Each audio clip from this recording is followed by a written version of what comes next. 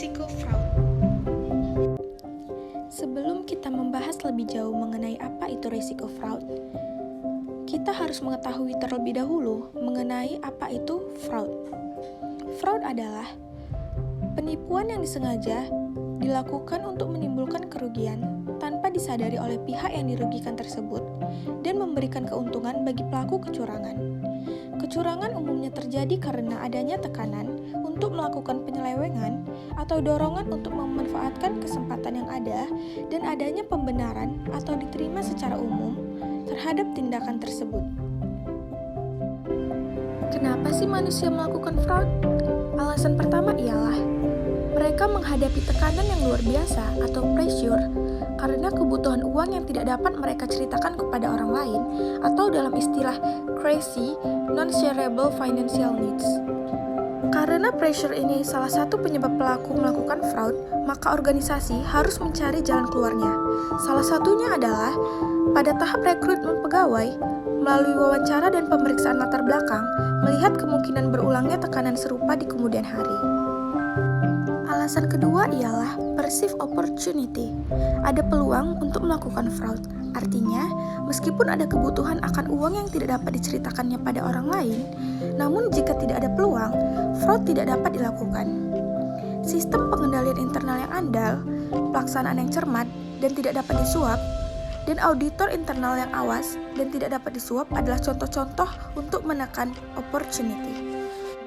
Opportunity ini bukanlah peluang yang terbuka menganga, melainkan opportunity dalam persepsi si pelaku, sistem pengendalian internal yang andal, namun dilaksanakan dan diawasi oleh mereka yang tidak cermat atau dapat disuap, atau atasan yang memberikan contoh tidak terhormat, merupakan peluang di benak atau dalam persepsi si pelaku.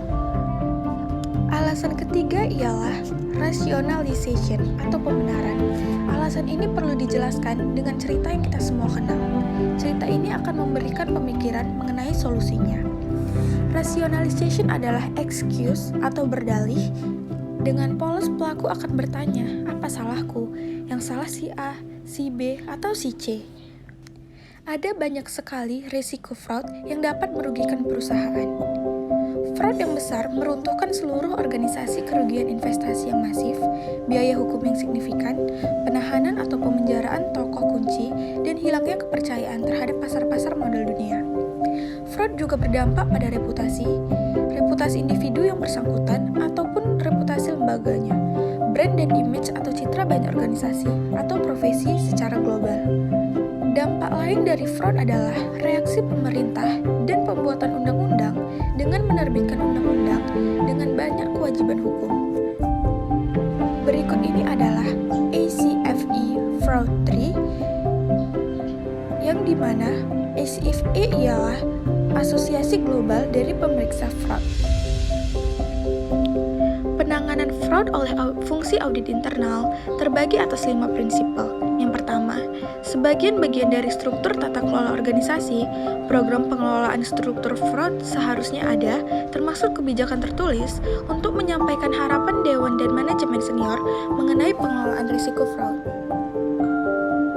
Prinsipal kedua yaitu, paparan risiko fraud layaknya dinilai secara berkala oleh organisasi untuk mengidentifikasi skema-skema spesifik dan peristiwa yang secara potensial perlu dicegah oleh organisasi.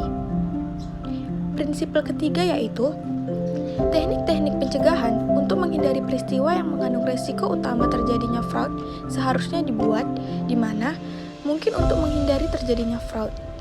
Prinsipal keempat yaitu, teknik-teknik pendeteksian harusnya dibuat untuk mengungkapkan terjadinya fraud ketika cara-cara preventif gagal mencegah risiko yang sudah terjadi.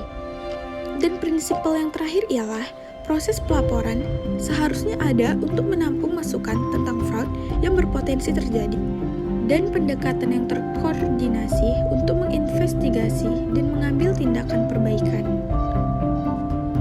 Tata kelola risiko fraud. Setiap organisasi perlu mempertimbangkan ukurannya dan kompleksitas organisasi untuk menentukan dokumentasi formal yang paling tepat. Hal-hal berikut yang seharusnya tercantum dalam program manajemen risiko fraud. Yang pertama, peran dan tanggung jawab.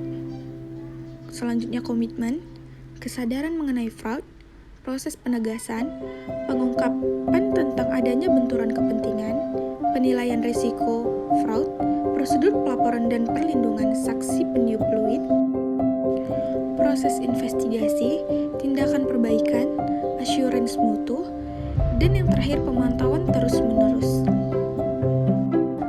Penilaian risiko fraud. Proses identifikasi risiko terdapat 3 langkah, yaitu yang pertama incentivize, atau apa saja ganjaran yang diharapkan pelaku. Yang kedua pressures, atau tekanan yang mendorong pelaku. Yang ketiga opportunities, yaitu peluang-peluang yang ada. Sumber internal untuk mengidentifikasi risiko. Yang pertama, wawancara dan tukar pikiran yang mewakili berbagai kegiatan dalam organisasi.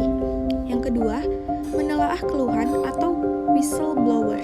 Yang ketiga, prosedur-prosedur analitikal. Pembahasan terakhir dalam presentasi ini ialah bagaimana mencegah dan mengidentifikasi fraud. Cara mencegahnya yaitu adanya kebijakan, prosedur, pelatihan, dan komunikasi. Mengidentifikasi yaitu memusatkan kegiatan dan teknik yang tepat dan cepat untuk mengetahui apakah fraud sudah terjadi atau sedang berlangsung. Demikian presentasi dari saya, lebih